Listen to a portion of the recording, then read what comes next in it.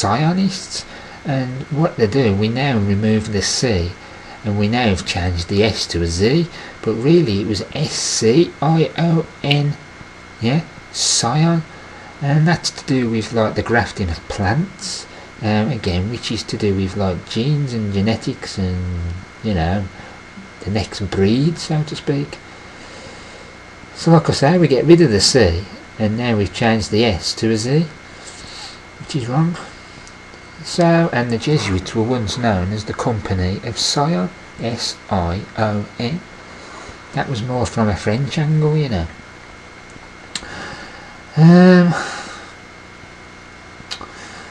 So, you've got these Zionists, right? And this Pavlicino family. Now, there was many more of these Pavlicino and Cromwell marriages. So we had this powerful Jesuit banking family from Italy, right? Known as this Pavlicini, right, moving into the Protestant turf and claiming to have switched sides on the shores, you know. So they're claiming they're no longer Catholics, they don't like Catholicism and all that, yeah. But once again, it's nothing more than illusions, you know. Devious Jesuit trickery, basically. If some of you deny the power of these Pavlicini lot, then why did they fund the Queen for the Dutch revolt against the Spanish? I mean, she was borrowing £30,000. That's £30,000, not dollars. Because you know, back in the 16th century, for God's sake. I mean, imagine what that would be worth in today's currency, you know. I dread to think. So, Henry's father was Horatio, H-O-R-A-T-I-O, Pavlicini, right, who was the funder of the revolt. You know, he later became the funder of the British Navy and an English ambassador, along with being a spy and a chief finance guy for the government, you know. And that's the power of it. I mean, how often are you told about this family? I mean, does Alex Jones speak of him? No. What about David Icke? Not that I know of. And you certainly don't get Texie Mars and other CIA agents speaking of them, do you? You know, they're all agents of the intelligence network, you know, giving you what the intelligence want you to know. And then making out some of these lower families are higher, and they're not, they're nowhere near it. You know, it's like your Rothschilds, Knights of Malta.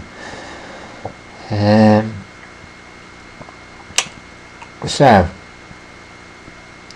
back to Russia, and we see now clearly how Vladimir Putin is nothing more than a Knight of Malta control puppet, as with all these mere puppets, you know. Anyone remember that picture that I had on my site of Vladimir Putin, right? And he's sort of holding a child, and then he's kissing the boy's stomach. It's like lifted the t-shirt and kissing his stomach. Well, a lot of people think that's weird and it's paedophilia or whatever. But where it comes from, right, it's actually symbolism of El, the Canaanite god of the planet Saturn. It's to do with with the sacrifices and stuff, you know. They used to love that down in Canaan, you know. The reality, right, is that British intelligence control this Putin, and that's regardless of any phony veil put forth in the media, right, etc. I mean, Putin also is a high-level Freemason of the Royal Arch, and that's the Arch of Lucifer, you know, the feminine, same as Lucifer is the circle, the feminine, and Arch is part of it, isn't it, you know? And on the Arch is where you have your summer solstice in the middle, your light. Putin's father was Vladimir Vladimirovich Putin, right? And he worked for the secret police intelligence network known as the People's Commissariat for Internal Affairs, also known as this NKVD, right? Sounds like a sexual transmitted disease, doesn't it, VD? But Putin's great-grandfather, right, was the cook of Jesuit Joseph Stalin. You know what I mean? Now Putin's father was allowed to walk free after being a soldier in Andrei Vlasov's armed forces, the Committee for the Liberation of the Peoples of Russia. That's a big one, isn't it, you know? Now why was this? Because others, right, they were killed for such a crime against Stalin. But I mean, when you've understood what I've just told you, then it becomes a bit more clear why, you know. I mean, let's not forget, right, how Putin had his meeting with the Supreme Primate of the unholy Roman Empire, the Pope, back on the 13th of March of last year, 2007. And let's not forget, right, how the Society of Jesus covertly got control they desired over the Orthodox Church back in 1922 onwards. You know, we like this removal of the Tsar family, even Knights of Malta. It was only moved, they weren't killed. Similar to what they did with the Nazis, you know, moved them out, blah blah blah. So when, like, you see Putin kissing an Orthodox priest, what you're really seeing is who's pulling his strings, you know. Who's behind the Orthodox Church now, and it's infiltrated and controlled by Jesuits. If we understand, right, the wealth of the Sovereign Military Order of Malta from the early 14th century, which they stole from the Templars, right, and they had until the end of the 18th century, right, and then that was stolen from them, right, then we can understand why they're subordinate, right. As I said previously, right, the Society of Jesus destroyed the Maltese Knights, right, and stole their wealth using Napoleon, right. Now where did they seek refuge afterwards? They went to Russia. Now that was the same place, right, the Jesuits had sought refuge.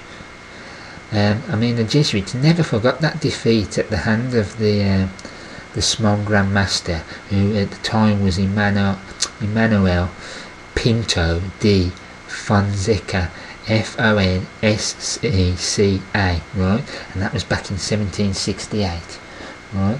The SMOM stole the Jesuits' wealth, basically all their land and everything, right, property, and the revenge was to come back on the SMOM for this on the 9th of June in 1798. Grandmaster Ferdinand Bolheim, right, Bolheim, was defeated, right, and sent packing for Russian refuge, and that then led him right into the hands of the Society of Jesus and the Superior General, who was based at the time in Russia, you know. And this is where the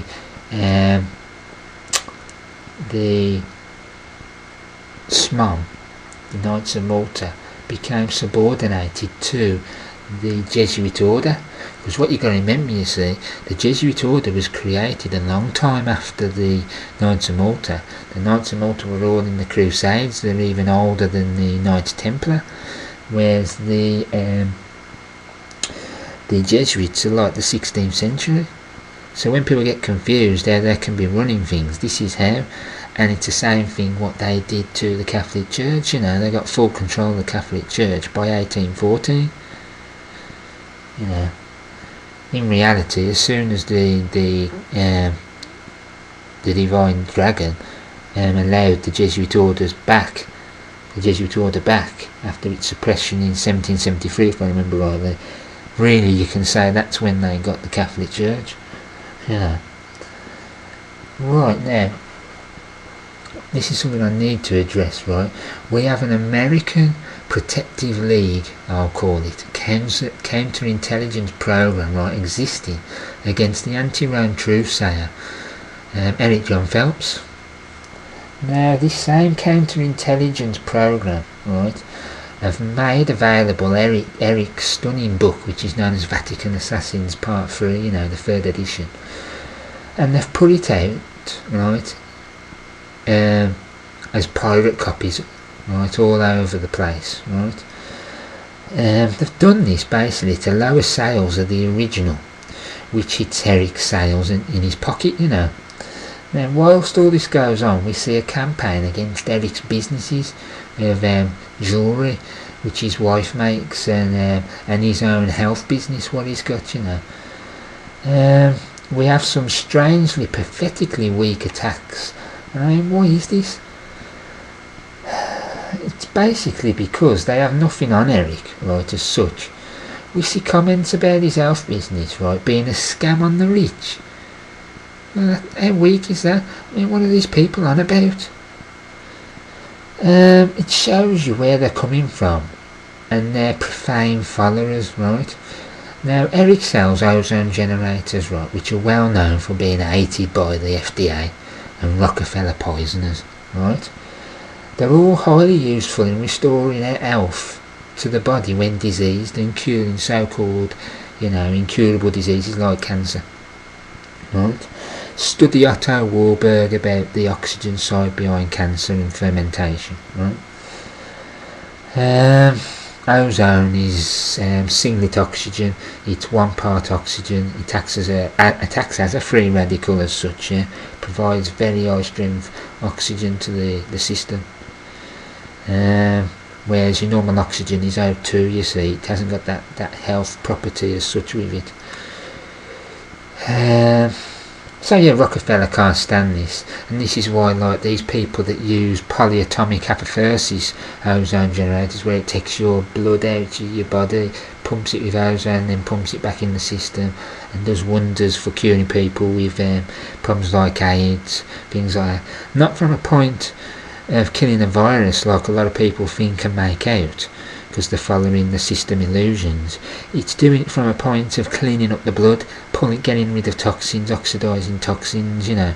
Because when you've got disease, it isn't about really a specific virus as such, because these viruses and bacteria and that can't thrive unless you've got bad cells or you know, food for them, like mucus or metals and toxins, right? So what it is, you see, you know, disease comes from deficiency. So you got deficiency in minerals and enzymes and things, and through toxins. Now toxins can make you enzyme deficient, because you inhibit the enzymes, you see, through the toxins. So them two go hand in hand. So what ozone does, it not only gives you ozone, which you know, oxygen, which obviously improves your metabolism and various other things, but it also scavenges the rubbish. But what it's doing is cleaning out basically them toxins. So that's ozone, to give you a little info on what ozone is, right to a point. Now if you want to learn more on that, study Ed McCabe and his Body Floods Your Body with Oxygen, you know. That's an excellent book. Right, so he sells things like Rife machines as well, and hyperbaric chambers, etc. Now hyperbaric chambers, you use them for high oxygenation to enter the bone. That's the real big plus of the hyperbaric chamber. So if you've got cancer in the bone, you need to utilise hyperbaric chambers. It's one of the only few ways you can get into the bone. The other way you'd use is like the bone, flesh and cartilage formulas of fermentations, are then by the formula by Dr. Christopher, you know. But I personally, if I had cancer, the first thing I'd be trying to do if it was in the bone was look for an hyperbaric chamber. Well, Eric sells them, you know. They're all highly useful for restoring the body, you know. So how can one attack this? They can't unless they're in the medical establishment and wish to protect it, right? So we see a British intelligence Cointelpro attack, which means counterintelligence, right? The opposite to intelligence, right? So when I said if you take your TV screen and have a little bit of a square in the top right, top left hand corner, a little square in the right bottom corner, right, that top square is the truth. You are the little square in the other corner, and then the rest of the TV, right, is counterintelligence, you know, trying to keep you off the truth.